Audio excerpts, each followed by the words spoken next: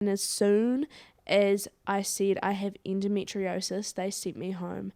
They were like, that will be the pain. That is the pain. They didn't do anything. They didn't even give me a scan or anything to see if there was anything wrong. Please tell me you had appendicitis. I did. Did you?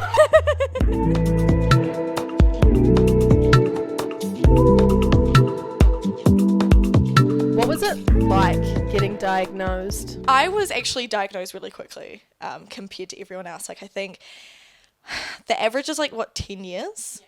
10 years to get a diagnosis. That's a very normal amount. I know someone that took 15 years to get a diagnosis, and she was like, yeah, that's just what it was. It took me 9 months to get a diagnosis, not from when I started having symptoms, from when I started my first appointment and starting the process of getting diagnosed, essentially. So 9 months actually in hindsight is not long, but I'm so glad I got diagnosed when I did, because essentially those weeks leading up to getting the diagnosis and having the surgery, I was pretty much taking codeine and Tramadol. I was having that right before my surgery, most nights, because I was just in excruciating pain. So yeah, that was a long-winded answer to your question. No, I didn't know that 10 years was on average the time it took to get diagnosed. I didn't know that. I should probably actually explain my process of getting diagnosed, because mine was really different. I wasn't a teenager who got cramps or anything. All my friends would be taking time off school because they had really bad cramps, and I used to be like, surely it's not that bad. Hey, just seriously, you need time off school. You are just being dramatic. But actually, in hindsight, they were going through pain, and I figured that out when I was a bit older. But seriously, through my teenage, I'd say, all throughout high school, I had fine periods. I was absolutely interesting. Yeah, no, I had no extra symptoms or anything. I was literally I had probably 5 cramps during high school, and it was 5-minute ones. That's how good it was. I just had nothing. Oh my so God. When I started last year getting pains, I had really bad pains using period products like tampons and stuff. That was really odd to me. So I went to the nurse, and she was like, okay. And essentially started doing some tests from there. I was really fortunate in the sense that I went through private health, so I do understand that I'm extremely privileged in that sense. A lot of people aren't able to go through private health because the public health system is extremely slow. It's extremely slow. That's a really nice way to put it. Yeah, it is quite slow. So I obviously so from then it started getting worse. I did ultrasounds. I went to what's it called? A pelvic floor physiotherapist. Pelvic floor physiotherapist. So I went to both, and they both were like, there is nothing wrong with you. So this is all things you have to do before you get your surgery, and the surgery is the only way of obviously figuring out if you have endometriosis. So from then, I then had to be booked in for a laparoscopy, and how do I say that? I'm going to say keyhole surgery. Keyhole surgery. And yeah, so and that whole time, that was, by the time I had it was 9 months. And from there I was, excruciating pain. I went from just a little bit of pain, using tampons and stuff, to then every single day, struggling to go to school, struggling to get out of bed and stuff. So I was really fortunate when I did have it, because I think any longer I would have, probably wouldn't have been able to do school much, and I think I probably would have had more long-lasting effects, struggled to have kids or anything like that. So that was pretty much my whole process of getting it. Do you still get quite bad pain now? I'm really fortunate, because obviously I had my surgery a couple of months ago. I would say no. I'm still having issues, I would say. It's not perfect, but I don't get, I can function, which is awesome. To think that once upon a time I couldn't function, and I think that's the thing that people don't really understand about endometriosis, is that it's so crippling. The pain is so crippling that you get to a point where doing everyday things is actually just not achievable. Getting out, if you are having a really bad cramp day, going out and going to school or going to work or something is just not achievable. So I'm really, really fortunate at this point in time that I'm not dealing with that, but it was once an issue, which is pretty crazy. Do you have health insurance? No. So all of those appointments you had to go to before you could even go get tested for endometriosis, you had to pay for all of that yourself? Yeah, so I would say very fortunately I had parents that were able to pay.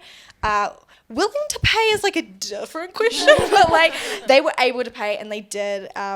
So with some they weren't super happy about that, but especially because it was, It's a hefty it's a hefty bill. Like it was for all of my appointments, I'd say probably like over 15 grand for everything, which is insane for women, for something that's so out of your control. I was just literally living. It was just something that was growing inside me, and I had to have to pay for it because the health system will not, a health insurance will not cover it, which is really unfortunate. I know there'll probably be some good reasoning for it. It's a pre-existing condition, but obviously it's also something that you can't control. It's not something you physically can cause for yourself. It's hereditary.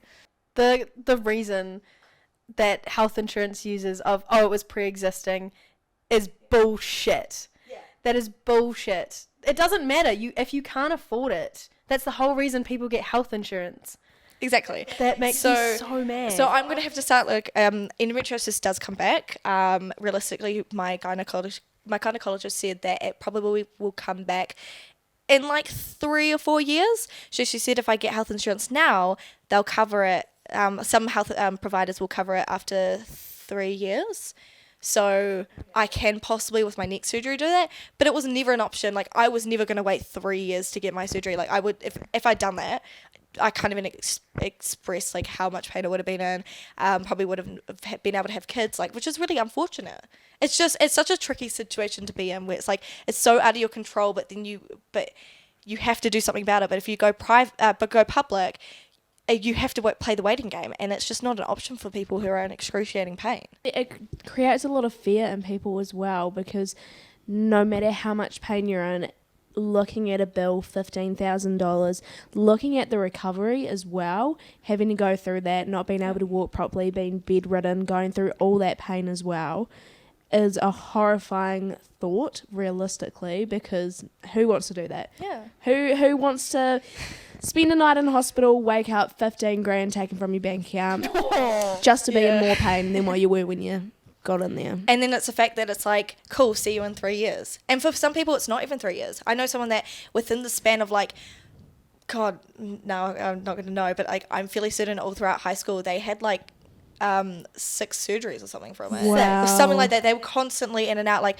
it was like, it's just something that like, it's just crazy. I don't know. I don't even know why I'm acting surprised. Like, I already know this. Yeah, no. Bronte, you say. I'm also lucky, in regards to I have medical insurance that covers it, but it's because my mum was diagnosed with endo before she had me. She had some serious problems with that, which resulted in her not being able to have children naturally and going to... what is it called? IVF, having to have IVF. Are you an IVF baby? I am, and I'm also a twin because of that. That's crazy. Yeah. Are you more likely to have a twin through IVF? Yes, so they used to implant you with 2 or 3 embryos. Yeah, but now they don't do that anymore because the chances can be quite high of having twins in that. You just have triplets. You're like, I only want one. Literally. And then like, wow. Oh, my mum cried. She was so disappointed. But obviously, because my mum had it, I was very lucky to get diagnosed at a very young age. So around 12 is when I had my first period. And it was really weird because all that happened is I went to the toilet and had a very light flow, and that was it. And then, like, no more blood after that. If I went to the toilet again, I had nothing. It was a little bit of spotting, but I didn't even have to wear a pad or a tampon, and that was literally it. And, really? But back pain and stomach pain was the most horrible part of it. So obviously those were 3 signs that yes, there's a likelihood, very high chance that I have endo. Did you have cramps? I did, really, really bad.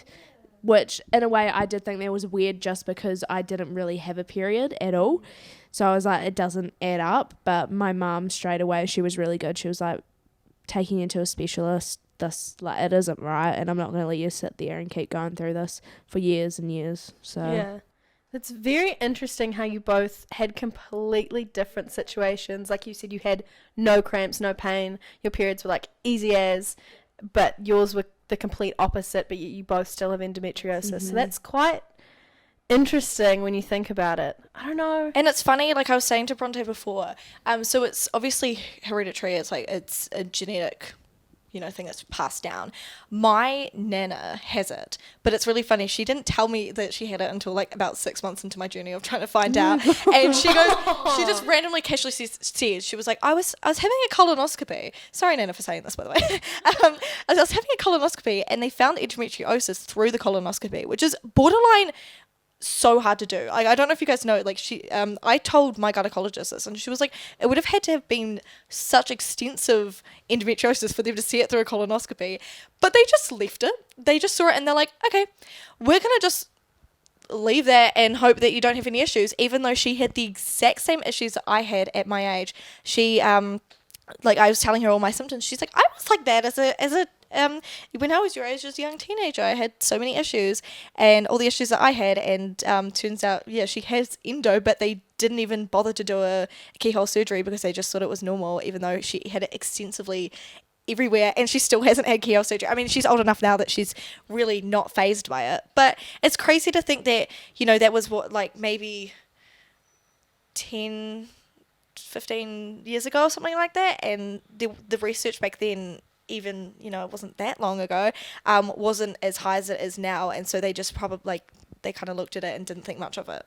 Well, it's like I said earlier, that my grandmother, since she was so young, she was in her 20s, that they thought she had cancer. They cut her open to remove cancer. That was actually endometriosis, but they didn't know anything about it then. Yeah. Like, it's insane. They just...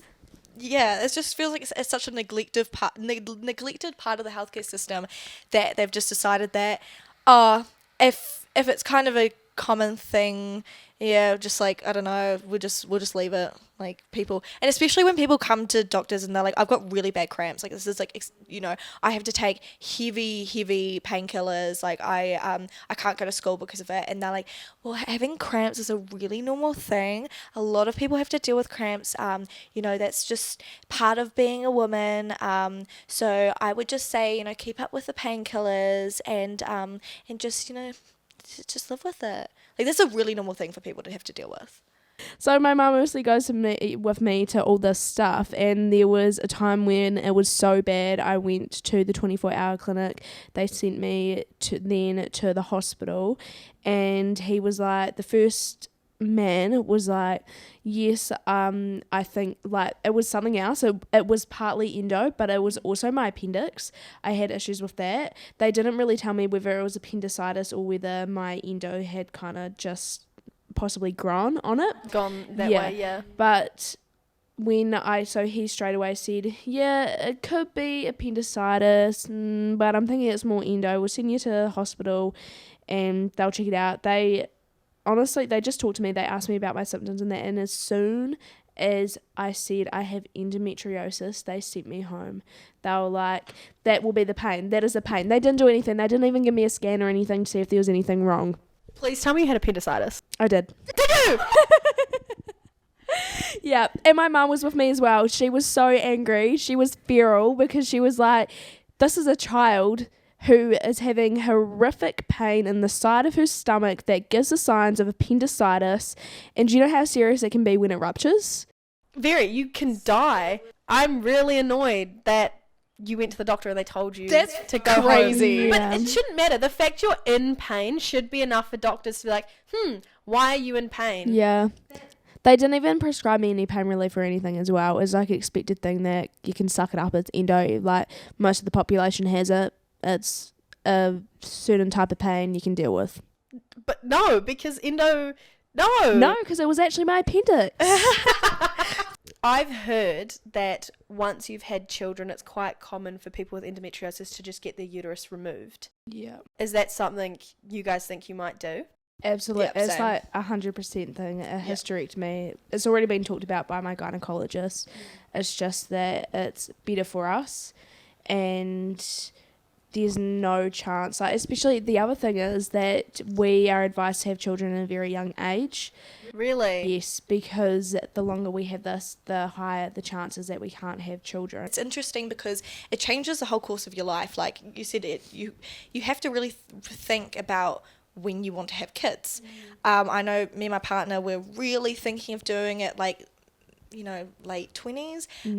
It may be a thing that I have to do a little bit. I mean, only by a couple of years, but still it's, you have to really actually think about your life, because you imagine getting to like early 30s and then figuring out you can't have kids because your endo was just so extensive and you've missed out. It can be so isolating, having to deal with that pain alone.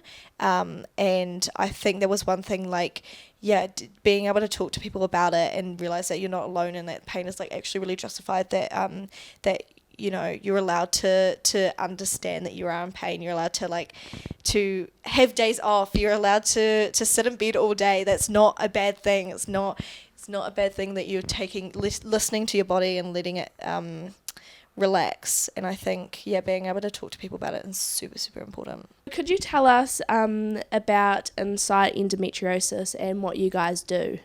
Yeah, thanks very much for inviting me on to this, Bronte. So Insight Endometriosis is a charity based in Hamilton. We've been operating since 1999, and we now operate, since COVID, a nationwide service by popular demand, I suppose, for a very unpopular topic. Could you tell us a little bit about what endometriosis is and some of the symptoms? Sure. So it's a really complex condition affecting at least 1 in 7 women from all ages and also the gender diverse.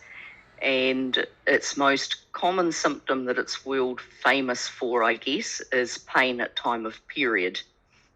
But it also is New Zealand's leading cause of fertility problems. And for that reason, I think everybody should know something about endometriosis as a result.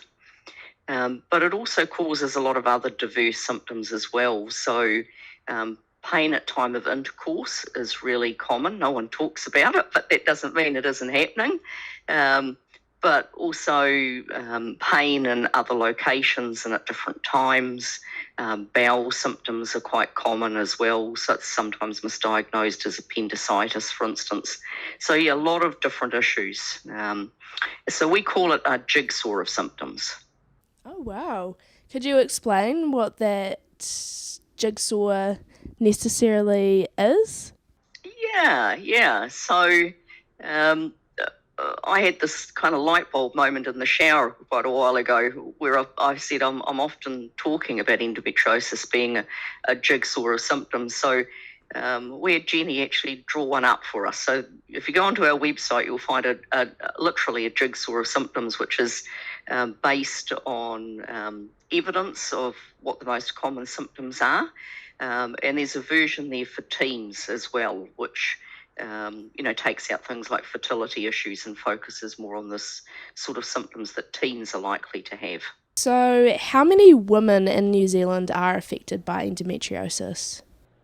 Yeah, that's a great question. So according to the literature, about 1 in 10 will be affected by endometriosis, but there's a piece of research that's being done in Australia which places the rate at 1 in 7 women in Australia can expect to be diagnosed by the age of 44. So that's quite a high percentage. So when they first did that study and released it, they thought it was 1 in 9, and now they've shifted it with an update to 1 in 7. And if you crunch the numbers, that's going to be about 200,000 people in New Zealand. What is the best way for young women to seek help who think they may have endometriosis? I mean, what most would be looking for would be a firm diagnosis, and at present we're limited by what medicine can deliver in that space. The biggest issue is that there isn't a simple blood test or an easily accessible scan where you can just kind of go to your GP and they can diagnose it on the spot. So the only definitive diagnosis at this time is a laparoscopic surgery. But when you talk to a lot of people, they're going to say, that's crazy, right? We need a surgery just to diagnose this. Just getting a GP to listen to a young person and take their symptoms seriously would be a big factor in getting to a diagnosis. So, and there's a barrier because not every young person has a GP.